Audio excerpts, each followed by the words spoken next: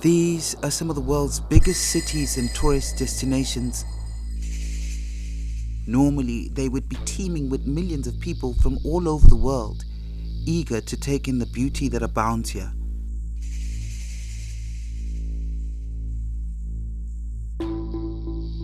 Since the emergence of the COVID-19 coronavirus in December last year, human travel and life as we know it has all but ceased to exist, making the COVID-19 pandemic the biggest single threat to global tourism ever seen since the beginning of records in 1950. As big game parks, we normally have some shows that we attend with ETA. So for us, the impact, we started feeling it when we had a lot of those shows being cancelled, and that was around February. We are still receiving almost zero revenue within our facilities because there's no open tourist movements. Because suddenly this net was coming down around us.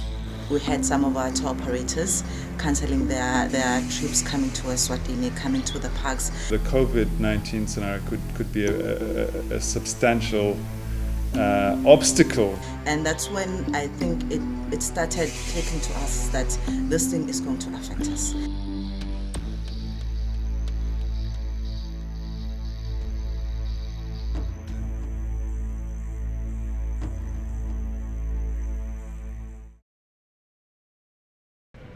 While the coronavirus is generally seen as a threat to public health, there isn't a single sector of human existence that has been dealt a blow as damaging as that which has been dealt the global tourism industry.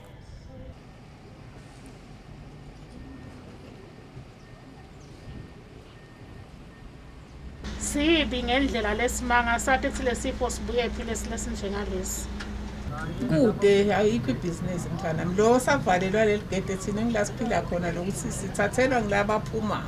I-airtime mina bengistoka ya 4,000 ngelanga nangilele nayo ngilale noma kumbe nabo 500 noma 700 nyalo ngiqupha 100 rand lo profita 5 rand. Solo yaqala le covid mfana 21 March. Ngaleyo March leyo nje lokwathiwa nje stop. Umkhuhlane wavela waqala khona lapho nalakizi. Lockdowns from April up until now, there's a lot of things that have happened in between in terms of the impacts of it in the population in the country at large. So because of the travel restrictions, the numbers in terms of global tourism have gone down. The impact has been quite huge.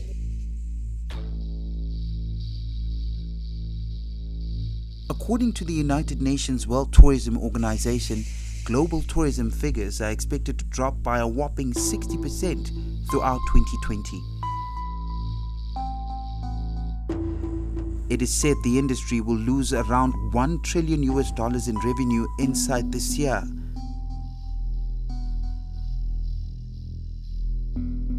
Such colossal losses to the industry pose a threat to many of the world's sustainable development goals. The industry is interlinked to almost all others. It employs about 10% of the world's gainfully employed and is the single biggest source of revenue for nature conservation initiatives across the planet. Environmentalists and people who are concerned with the environment in the country, are you seeing the environment itself getting affected by the situation that prevails now with COVID-19? The truth of the matter is that with the current situation, community tourism is definitely going to be affected, not unless there's an intervention that's going to assist them to keep them afloat. Because we know that the reason why most communities have set aside land for conservation, it's because there is that economic incentive that is aligned to the activity.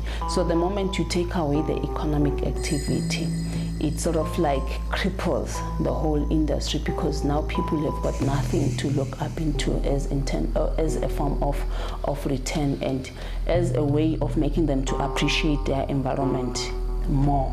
Because if you know that you're benefiting as a community, it makes you to appreciate, it makes you to be a custodian of the resource. These are the Eswatini Tourism Authority head offices. The hopes and fears of the thousands of tourism sector stakeholders in Eswatini are amplified 1,000-fold within these walls. It is mainly the few workers here that are tasked with doing whatever they can to keep the industry breathing as COVID-19 chokes the life out of it. Annual report tables figures for January to December 2015. Despite being the biggest disaster the authority has ever had to deal with, at a time where all hands on deck has more meaning than at any time in the history of the ETA, most of its staff are working from home, in line with the COVID-19 regulations which came into effect when the country effected what was initially supposed to be a 20-day lockdown in March. Though everyone does their best to appear as comical and as polite as possible, it doesn't take long for our cameras to capture emotions at play beyond the customary hospitality. Economically and health-wise, it's affecting us in every way. But we are trusting God. I actually woke up last 2 weeks back. I woke up and I told myself that this thing's not going anywhere. It's not going anywhere. We just need to deal with it and we need to face it. Linda Dlamini is the authority's chief executive officer. She has received a call from a concerned stakeholder moments before our interview with her. Although government categorized tourism as an essential service, meaning that we are able to continue operating, but because of the numbers that went down, it was impossible for the business owners to continue operating. So that has really affected us negatively. The other thing that has affected tourism is that people in Eswatini understand that non-essential travel is not allowed.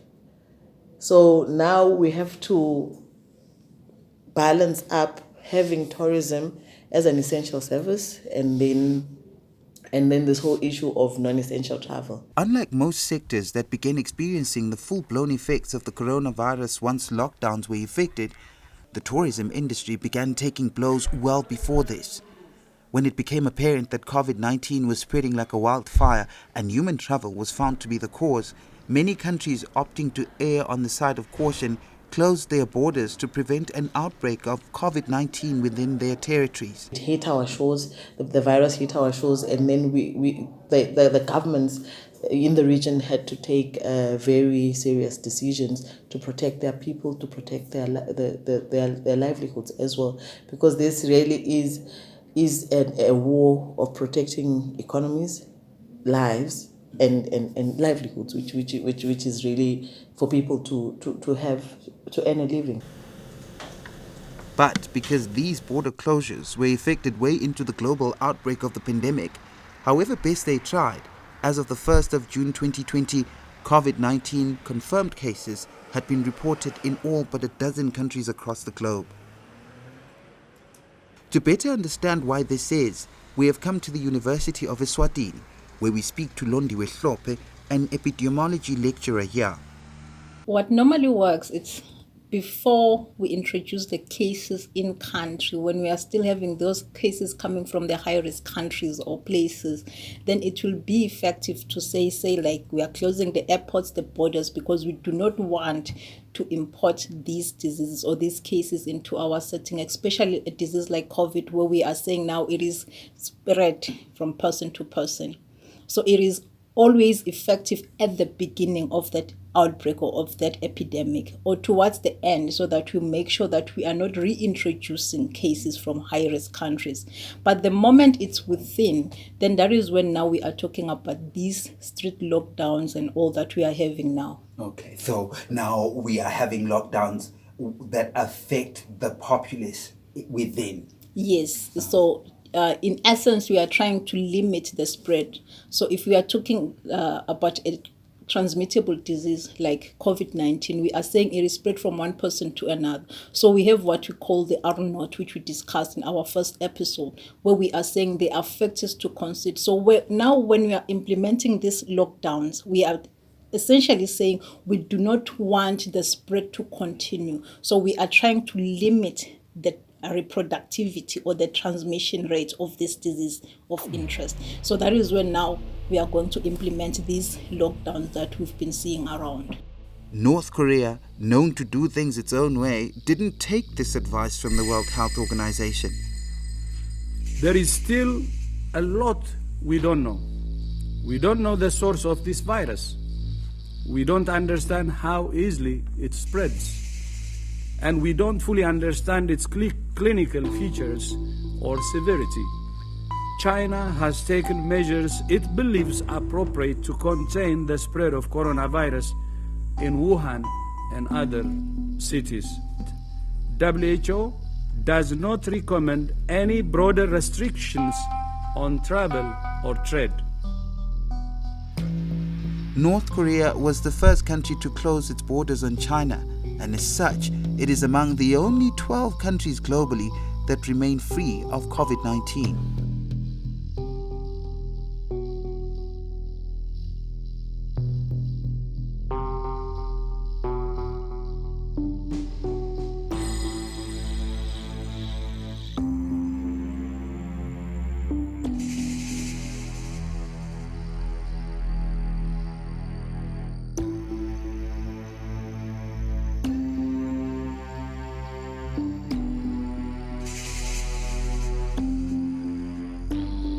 Though late, many other countries began effecting some form of travel restrictions. As such, the transport industry, especially the aviation sector, began taking blows.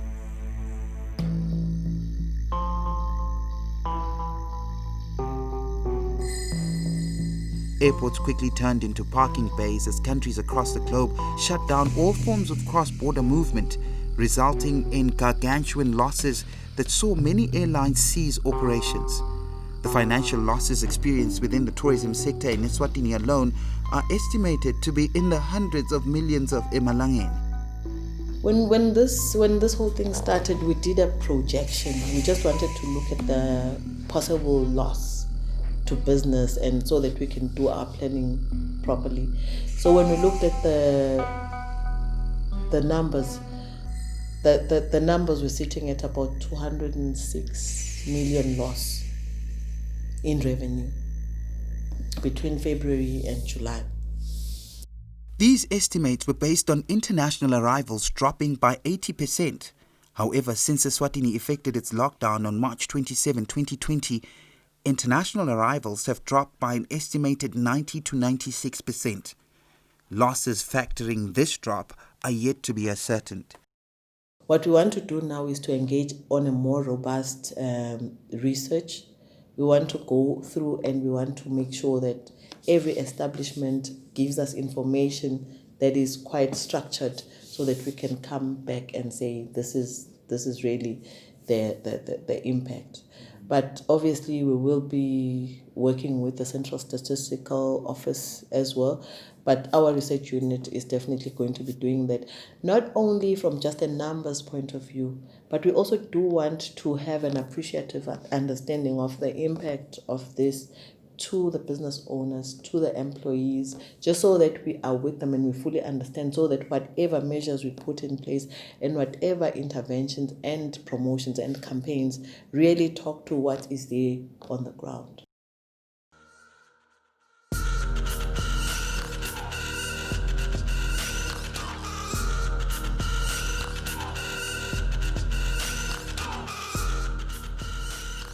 House on Fire in Malkans is home to one of the country's biggest tourism attractions.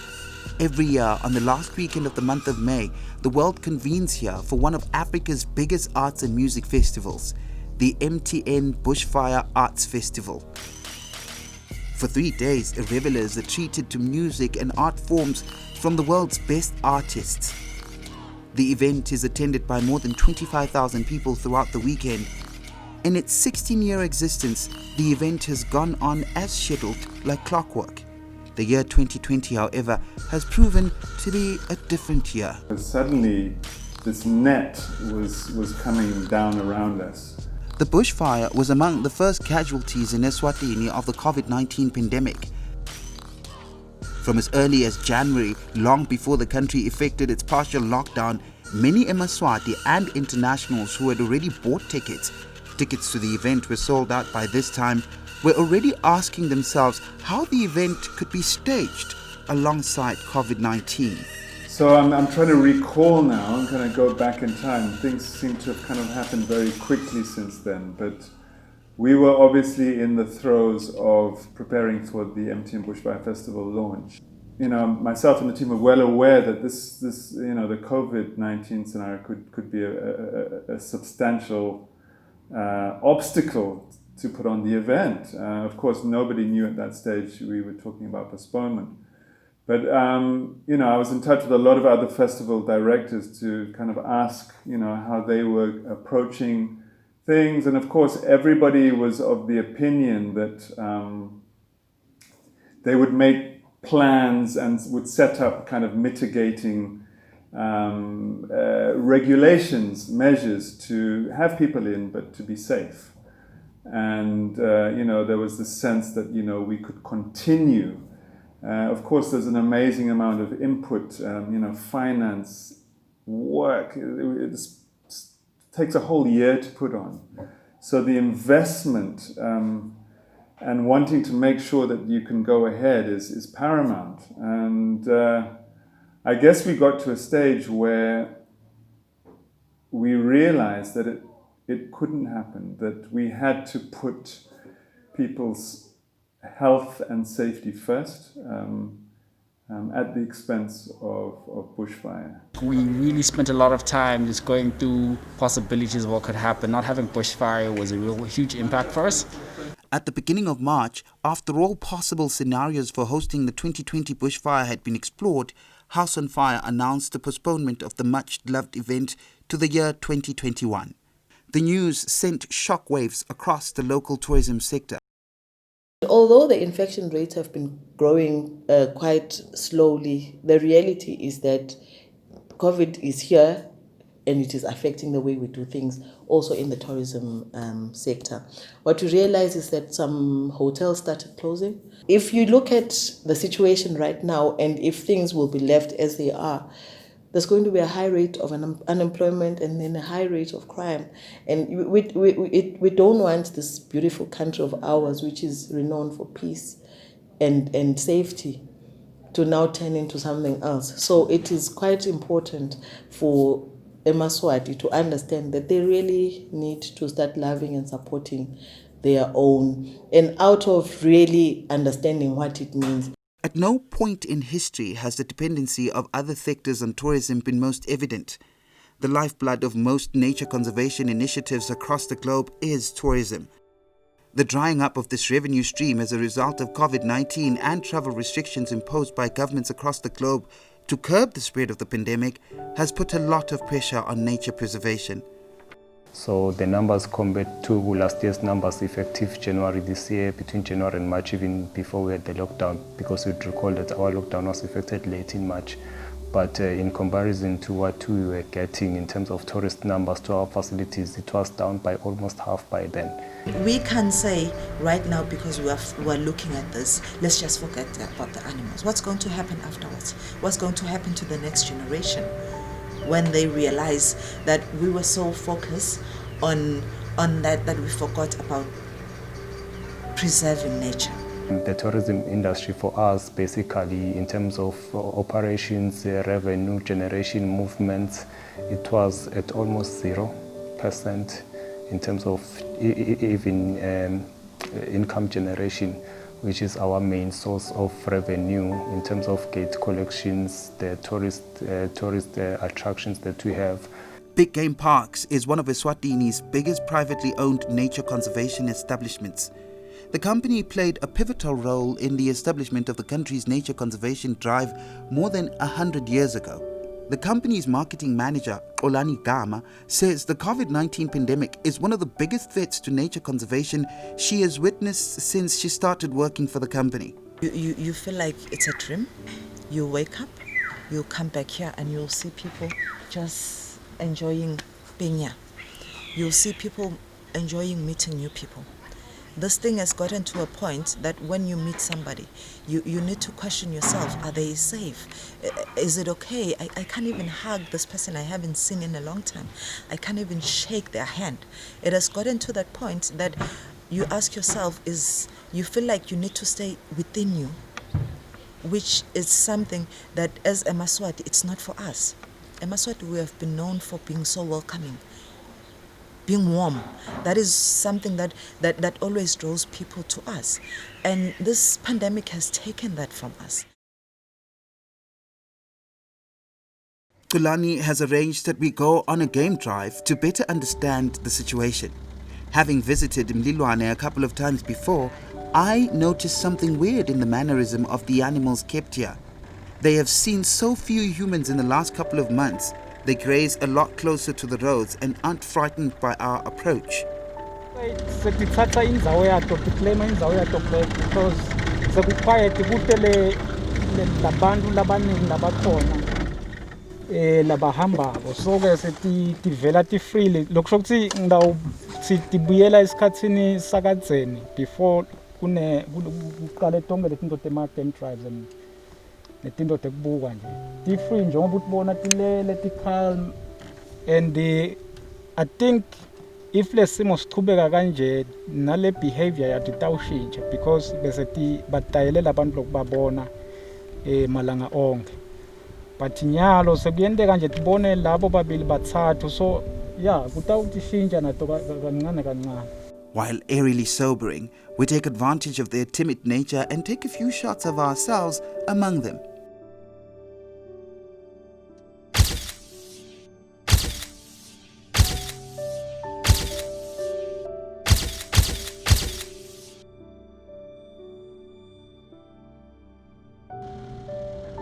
So for us as big game parks, we focus on tourism and also on conservation. And tourism, it's one of, we can say it's the major revenue generator for us. It pays for our conservation staff. It pays for us to maintain the animals. So with this COVID thing, it has taken that huge specter of big game parks where the revenue is coming from. So right now, we're looking at, we have this limited number of people that are coming through, but we'll still need to maintain the animals because we are not saying this COVID-19 is not going to end. People are still going to come back and they still need to find these animals, and we still need to pay our guys who are taking care of our animals. Such is the situation with all nature reserves in the country. The Eswatini National Trust Commission, or ENTC, which runs some of the country's popular nature reserve centers, including Mantenga Cultural Village, Makatsavane and Malolocha, has experienced similar hardship. Considering that already we are at 0 emalangeni or percent revenue for the past 2 months or so, April, May now, which is 0 in terms of operations, we are severely hammered. Yet the pressure for conservation increases by the day. Poaching incidences have increased. We usually, for the past years, we've been monitoring the trends. Our trends have been showing that the poaching incidents start peaking at around June, July. But this year they started peaking early May. We attributed that to the COVID effects because for the past years it's been consistent that we start having those incidences peaking at around July. So that's another negative factor. The pressure on the teams on the ground in terms of protecting the nature, the wildlife there is increasing. Yet the availability of the resources in terms of capital, in terms of operational budgets, as I've indicated, it's almost 0. It's inherent with problems of food security, and one of the challenges that were faced by protected areas for a long time, it was the issue of the wildlife and human beings clash, mainly due to people who are trespassing and poaching for different reasons. And you can imagine now with the COVID-19 situation whereby people are complaining about issues of food supply and food security. So we're expecting to see a rise in cases of people who are trespassing to protected areas.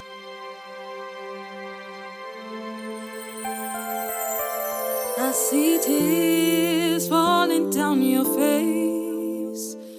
Being a major tourism player, the local arts sector has been dealt a damaging blow as well.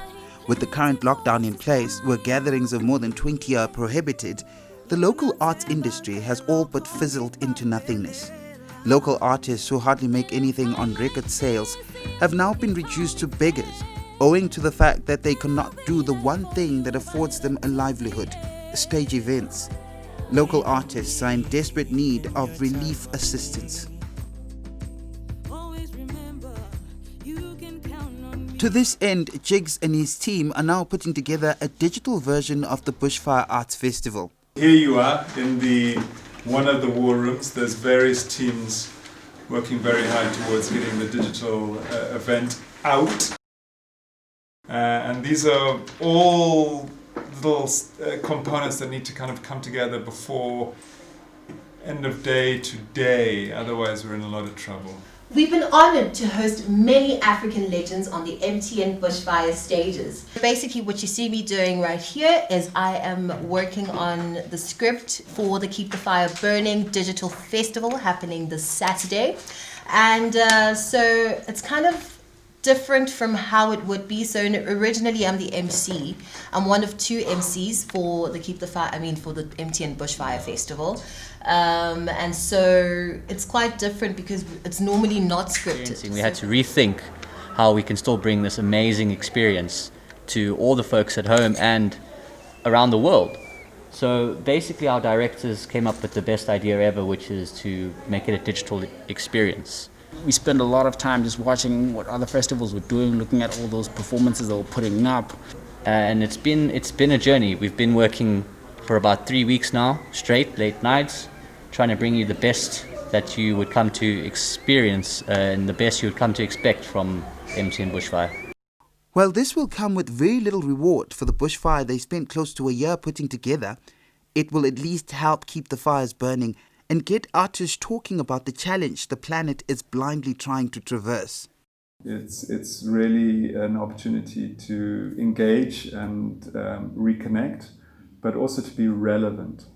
So a lot of the content that we're looking at speaks to what's going on and how artists are responding to the situation. In 2016, MTN Bushfire introduced its Green Your Fire call to action. From speculative fear that it wouldn't be held to an actual announcement that it would be held next year, the 2020 bushfire went on anyway. Though not the bushfire we hoped for, its being staged online has opened up Jigs and his team to other possible uses of this space going forward. The nature reserves are set to recover.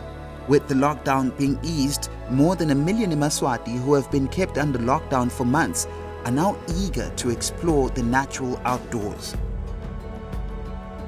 However damaging, the COVID-19 pandemic has taught us a few valuable lessons. We have discovered we have been making unnecessary trips on the daily, moving back and forth to and from work. We now know that it is possible for the world's blue-collar employees at least, most of whom make these trips in private cars, to work from home, saving them money and most importantly, reducing their carbon footprint.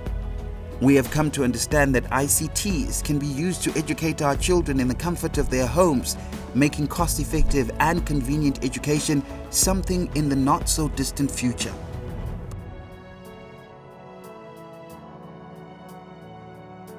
Perhaps this pandemic is the beginning of a new way of life, a way of life that's in perfect harmony with our one and only home, the planet Earth.